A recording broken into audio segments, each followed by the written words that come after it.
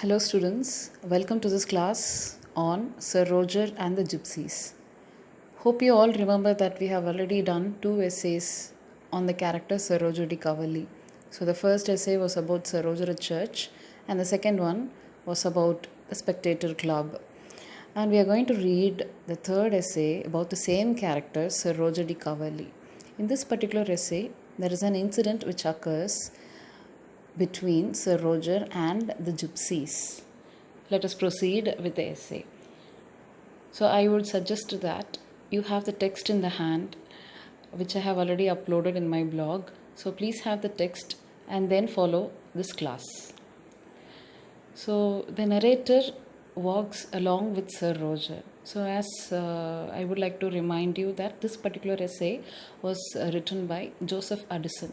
So the two previous essays which we saw were written by Richard Steele, and this essay is written by Joseph Addison.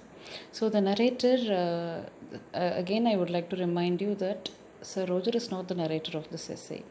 There is another person who narrates the essay and he walks along with Sir Roger. He calls Sir Roger as his old friend.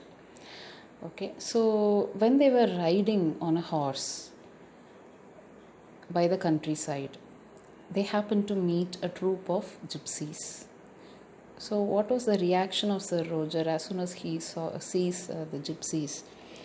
As soon as he sees them, there comes a feeling of hatred in his heart. He suddenly wants to give an order to the gypsies to move away from the place. Okay. But he's also feeling a little bit inconvenient because his clerk is not with him. So the clerk is the person who gives advice to Sir Roger in all the matters. So since the clerk is not with him, Sir Roger decides that he will not pass any order to the troops of gypsies. So he leaves the matter then and there, and they proceed on. They ride on, the narrator and Sir Roger. But Sir Roger continues to talk to the narrator about the mischiefs done by the gypsies in the past.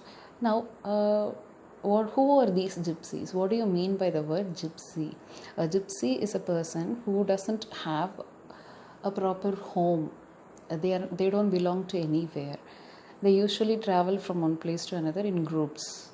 They wander from one place to another, and they do menial jobs. Usually they foretell future of people. Now, Sir Roger narrates some mischiefs done by the gypsies in the past. So he narrates as many as 5 mischiefs done by the gypsies. So the first mischief done by them was stealing people's goods, like a stray piece of linen which is dried on the line. Okay, so whenever the gypsies come to the village, they involve themselves in stealing people's goods. The second mischief done by them is the presence of gypsies spoils all the servants in the village. Why? Because the servants are attracted by the gypsies. They go and talk with the gypsies, and in turn, they don't do their work. So that is how they spoil the servants. The third mischief done by them is they used to steal stray pigs and geese of the villagers, from the farms of the villagers. The fourth mischief done by them is if anybody chastises them or scolds the gypsies not to come anywhere, or if anybody orders them to go out of the village, what happens? The gypsies take revenge on those particular persons. How do they take revenge? They take revenge by stealing their hens. So this is the fourth mischief done by the gypsies. They also do another mischief. They control all the servant maids by using their palmistry. So what is palmistry? Foretelling a person's future by looking at the palm of the person. Kaireha Josya. Okay, so by looking at the palms of the person. So these are the 5 mischiefs done by the gypsies. So whenever the gypsies come to the village, all the servants, they flock towards the gypsies, and they forget all their work. They concentrate only on listening to their future from the mouth of the gypsies. Now, uh, you know how the knight Sir Roger insist that all the people in the village are cheated by the gypsies using their palmistry. Okay, so when the gypsies arrive, no work is done by the servants, because the servants, they involve themselves in talking to them and they don't do their work. There is one particular example given by Sir Roger. So, example of an honest dairy maid, okay, a woman who is in charge of cows. Okay, so she is cheated by the gypsies every year, every summer when the gypsies come to the village. So how do the gypsies cheat her? While looking at her palm, they always promise that she will get a handsome husband within the next year. Okay, but the promise doesn't occur. Only the cheating occurs every year. So this is one particular example. The second one is the narrator's friend. Okay, who is a butler in the village. Okay, so whenever the gypsies come, he calls them inside his shop, and he takes them into the kitchen and talks with them for more than half an hour, asking about his future. So when he talks with the gypsies inside the kitchen, he doesn't take care of his shop outside the kitchen. So there'll be people stealing away his spoons and forks. So once in a knife, okay, so once in a year, the narrator's friend, the butler, loses his knife or spoon by talking to a gypsy inside the kitchen. That is the second incident. And generally, Sir Roger wants to emphasize, he wants to stress that people are attracted by the beauty of the gypsies, because they have very dark hair, they have very white teeth, and their eyes are dark black when compared to the eyes of the British. Okay, so their eyes are not brown but very, very black. Okay, so that is a point of attraction for these villagers. They like the gypsies when they come. So let us proceed with the next point. Now, the narrator and Sir Roger, they become very interested in the gypsies, that they also want to listen to their future as narrated by the gypsies. So they get down from their horses and they go to the gypsies just for fun. Okay, they want to know about their future from the mouth of the gypsies. Okay, so a lady gypsy comes there. In your text, you can find the word Cassandra. Okay, Cassandra, Cassandra. So that is the word which Joseph Addison uses to describe the lady gypsy. Okay, so who is this Cassandra? Cassandra means a prophet in the Greek mythology. Okay, a prophet who always foretells only misfortune or disaster in the Greek mythology. And Cassandra is given a curse by Apollo. Okay, what is the curse? According to the curse given by Apollo, whenever Cassandra prophesies about future, nobody will believe her. They will always only question. They will not believe their words, even though it is true. That is the curse of Cassandra. Now Joseph Addison calls the gypsy as a Cassandra. Okay, so here there is no reference about any disaster or misfortune. It is only a mythological reference of the name. So there is no it is not a pointing out of any disaster or misfortune. Okay, so first the narrator gives his hand to the lady gypsy, and the lady gypsy says that the narrator is a good woman's man. She also says that the narrator is living a very happy life with his wife. So the narrator becomes a little happy with this account of the lady gypsy. Now Sir Roger gives his hand to a group of gypsies. So what do they say? They say these words: he had a widow in his line of life. Okay, so I hope you'll all remember that we saw in the essay The Spectator Club about the past of Sir Roger. He was madly in love with the widow who acted as if she loved him, but finally she cheated him. And from that day onwards, Sir Roger remained as a bachelor. So I would like to remind you about this particular incident which we saw in the essay, The Spectator Club. So here the gypsies, they very correctly point out that he had a widow in his line of life. Okay, so hearing this statement, Sir Roger laughs. He could not conceal, he could not hide his laughter. He laughs, and the gypsies get encouraged by his laughter. They go on to say that, sir, you are a bachelor, but you will not remain a bachelor in future. You are going to get married soon. Okay, so the gypsies say that there's a girl in the village, or there's a woman in the village who loves Sir Roger, but he doesn't know that. So they promise that soon he will get married to the woman. Okay, Sir Roger becomes very much amused by this account of the gypsies. Okay, but soon, so Sir Roger becomes happy and he gives some money to the gypsies, and Sir Roger and the narrator, they leave the place. Okay, so they mount on the horse and they leave the place. And when they go a little distance, a beggar comes in opposite to them. Okay, so Sir Roger, since he is very happy, he wants to give a little amount of money to the beggar. So he puts his hand inside his pocket to take his purse.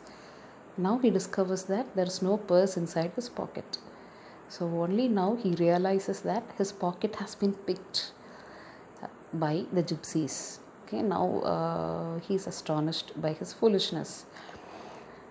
Okay, so but there is no way to get the purse back. Okay. So the narrator stops the incident here, and he goes on to narrate a particular story related to gypsies. Okay, so the incident related to Sir Roger has come to an end. The narrator goes on to describe about a particular incident from history. So it is a story which is very much in circulation in the country of Holland. It's a story about a gypsy boy, a little gypsy boy. Okay, so what is this particular story? There was a boat which was beginning to start its journey from the town of Leiden to the town of Amsterdam in the country of Holland. Okay, so the boat was ready to travel from the town of Leiden to the city of Amsterdam in Holland.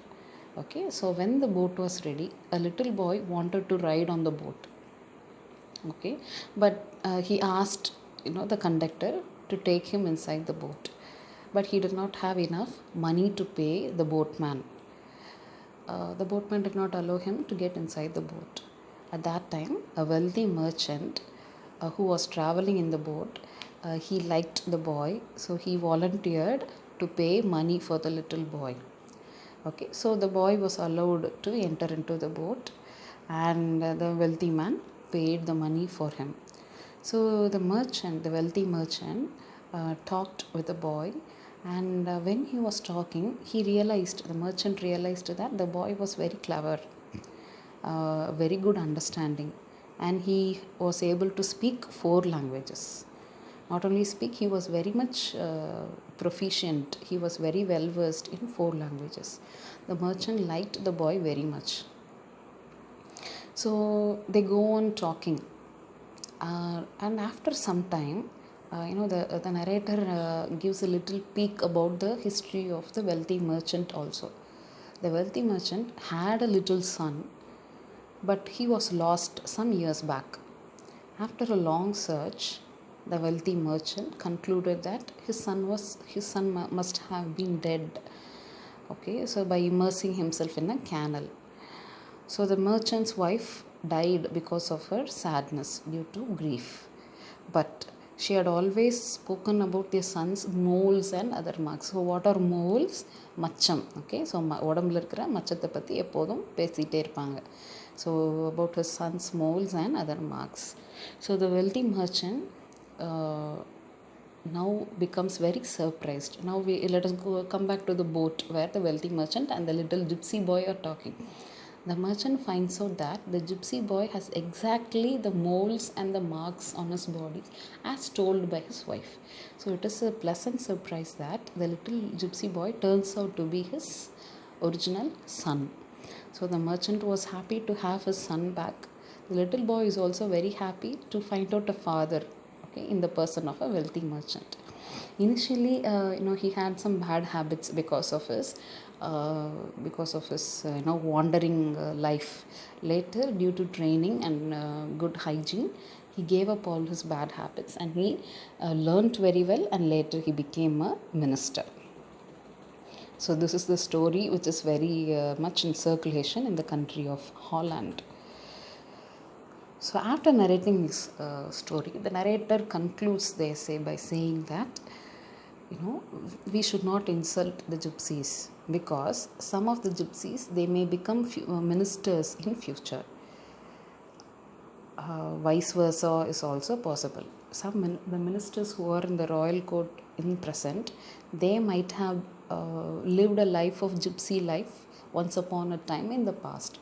So in both ways it's possible. It is not good to insult gypsies. So let us give a quick recap of what we saw in this class. So the narrator and Sir Roger, they are riding on a horse in the countryside. They happen to meet a troop of gypsies. Sir Roger wants to give an order to make them go away from the place, but since his clerk was not with him, he hesitates to do his decision, and he leaves the matter, and he lists out the mischiefs done by the gypsies. So they steal people's goods like stray piece of linen, cloth. Then they spoil the servants. They're not allowing the servants to do their work. They steal stray pigs and geese. They take revenge on attackers by stealing their hens. People are cheated by gypsies because of their palmistry. So whenever the gypsies come to the village, the servants, they don't do any work. They go behind the gypsies to learn about their future. So the Sir Roger gives two incidents. One is of the honest dairy maid who is cheated by the gypsies every summer that she will get a handsome husband. Then the narrator's friend, the butler, who loses his knife and spoon, by talking to a gypsy in his kitchen for more than half an hour every year. Then, generally, Sir Roger observes that people are attracted by their beauty. They have very often white teeth and black eyes. So, fortune telling, when the Sir Roger and narrator want to listen about their future from the mouth of the gypsies. So they they get down from the horse and they go to a lady gypsy, so who is referred by Addison as Cassandra. So the lady gypsy foretells the future of the narrator. So she calls him as a woman's man, and then the gypsies foretell the future of Sir Roger. So first they tell something about his past. He had a widow in his line of life, so which we already saw in the essay, The Spectator Club. And then they also promise that soon he'll be getting married to a young sweetheart. So Sir Roger becomes very happy, gives some money to the gypsies, and they leave the place. So on their way home, they come across a beggar. Sir Roger wants to give money to the beggar, and he looks out for his purse, and there is no purse in his pocket because the purse was stolen by the gypsies. And here the incident stops. The narrator gives us particularly a particular story about a little gypsy boy which happened in Holland. The story is still very fresh in Holland. So once upon a time there was a boat which was going to begin the travel from Leiden to Amsterdam in Holland, and at that time a little boy wanted to get inside the boat, but he did not have enough money. A wealthy merchant who was also traveling in the boat paid money for the little boy and engaged in conversation with him. So the boy was very clever, and he was very well versed in 4 languages. And the wealthy merchant had his own son, but he lost his son, and he assumed that he must have been dead. His wife also died because of sadness. But after conversation with this little gypsy boy, he finds out that it is his son because with the help of the moles and marks on his body. So the merchant was very happy to have his son back, and the little boy is also very happy to have a father. So later in his life, he becomes a minister. So the narrator concludes saying that one should not insult the gypsies because in future they might become ministers. So those who are ministers in the royal court now, some of them might have been gypsies also in their past. So thank you for your attention, for listening to this class. So you can refer to this presentation on this channel, and you can also download the presentation on my blog. Thank you.